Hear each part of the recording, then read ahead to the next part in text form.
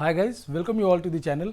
आज की वीडियो में आपको बताने वाला हूं कि क्या करना चाहिए कि आप किसी भी केस से, मैट्रिमोनियल केसेस में जो केसेस आपके अगेंस्ट फाइल होते हैं उसमें से कैसे जल्दी से जल्दी बाहर निकल सके, आपका क्या स्ट्रैटेजी होना चाहिए।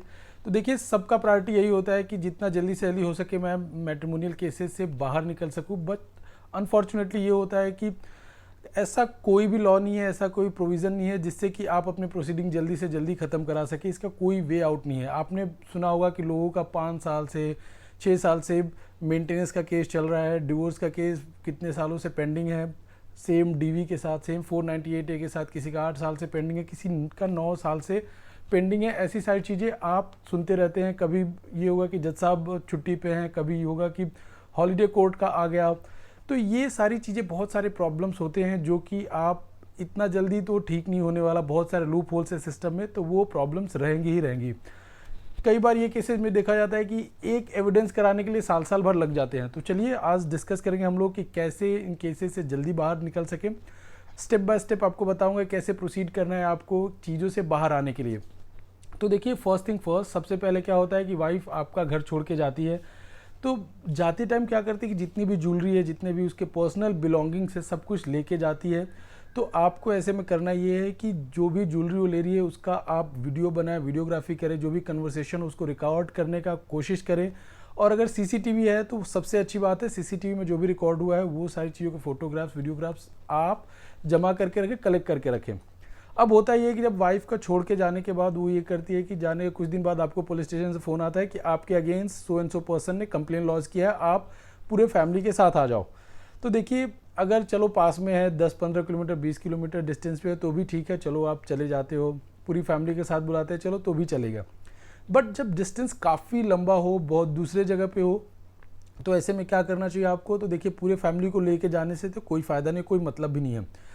आप ये ट्राई करें कि चलो ठीक है, एक बार गया, अपना पक्ष रख दिया आपने, आपका जो भी ओपिनियन है, जो भी स्टैंड है वो आपने पुलिस स्टेशन में रख दिया। बिकॉज काउंसलिंग के लिए आपको बुलाते हैं।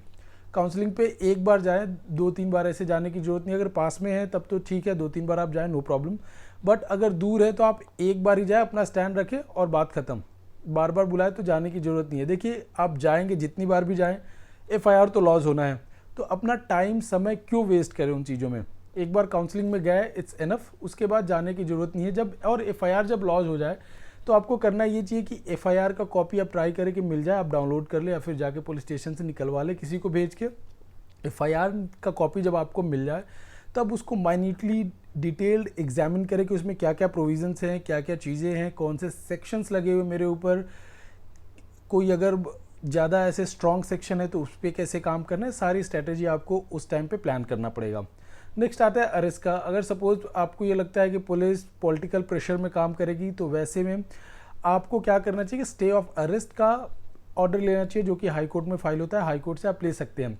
और इसमें एंटीसिपेटरी बेल नहीं ले, क्योंकि अननेसेसरी आपका पैसे वेस्ट होंगे, ये सारी चीज़ें होगा।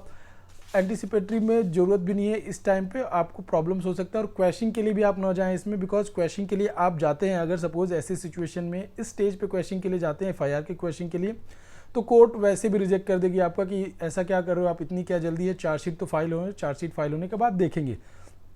और आज के डेट में वैसे भी क्वैशिंग, FIR क्वैशिंग के लिए बहुत सारे केसेस वैसे ही डिसमिस हो रहे हैं। तो आप वेट कर लीजिए जब चार्जशीट फाइल हो, उसके बाद आप क्वैशिंग के लिए फाइल कर सकते हैं। अब क्वैशिंग में ये होगा कि जो ट्रायल कोर्ट में मैटर चला वो ऑलरेडी स्टे हो जाएगा। तो ऐसे में नेचुरली अपोजिट पार्टी प्रेशराइज होगा। अब बात करते हैं अगर हम मेंटेनेंस की। तो देखिए, मेंटेनेंस केस में तो मेंटेनेंस कोर्ट ग्रांट करेगा ही करेगा, इट्स फिक्स्ड।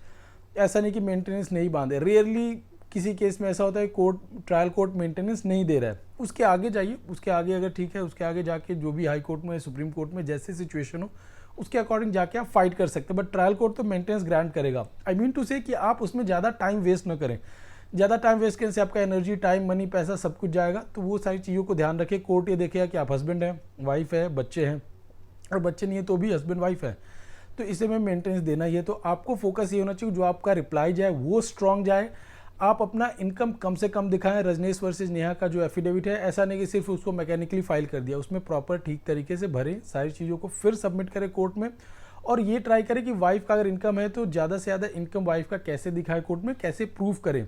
तो ये सारी चीज़ें आप कर सकते हैं। बिकॉज मेंटेनेंस तो कोर्ट बहुत ही कम केसेस में मेंटेनेंस कोर्ट ग्रांट नहीं करता है। 0.1 अगर बोलूँगा तो भी सही होगा। और अगर हम बात करें डीवी की, तो देखिए फर्स्ट थिंग फर्स्ट, डीवी में आपको क्या करना है कि डिस्चार्ज एप्लीकेशन मूव करना है, डिस्चार्ज फाइल करें। जैसे फाइल होता है उसी टाइम पे आप डिस्चार्ज फाइल करें, कम से कम लोगों का नाम डोमेस्टिक वायलेंस के केस में हो।